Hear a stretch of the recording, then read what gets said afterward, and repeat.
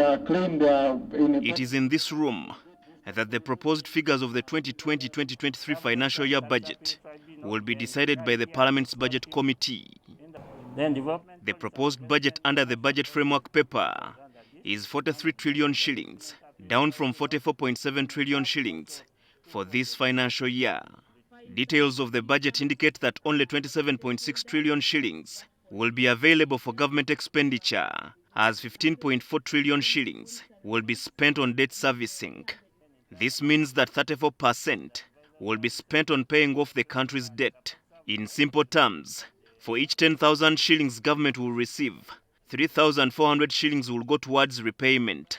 Is this money we have borrowed to invest, has it not had any return that would actually make the economy grow, so that when we are paying back for a reason because the economy is growing. Uganda has been borrowing largely to bridge the infrastructure gap.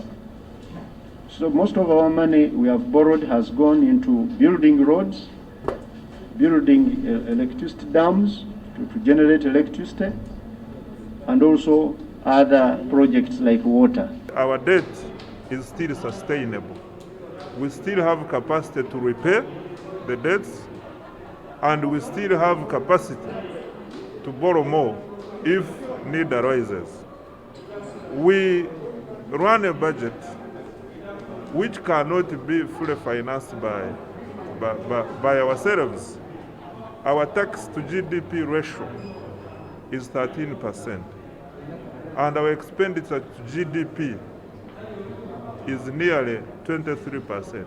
A Bank of Uganda report shows that the public debt now stands at 71.6 trillion shillings as of June 2021, up from 57.4 trillion as of June 2020. According to the budget projections, governance and security will take the biggest share of 6.18 trillion shillings, human capital development 6.17 trillion, integrated transport infrastructure and services 4.7 trillion, climate change, water and environment 2.08 trillion, Parliament 686 billion, and 64 billion has been allocated for community mobilization and mindset change. Government intends to increase allocations of some sectors, like salaries of scientists and health workers, by 400 billion shillings, wage and pension shortfalls 246 billion, new administrative units 88 billion, newly created cities 60.6 billion, while parish development model will receive 465 billion. This is a step in the right direction, because for many years we've been demanding that government raises the salary of the health workers to match the countries that are within our neighborhood. And this would help in the brain drain, to resist the brain drain. But we're happy to see about 60.6 billion going to operationalize the cities in the budget framework paper. And we shall follow it up till it is passed in the ministerial policy statements and on the floor of Parliament. The Budget Committee will continue interfacing with the Ministry of Finance over the projections.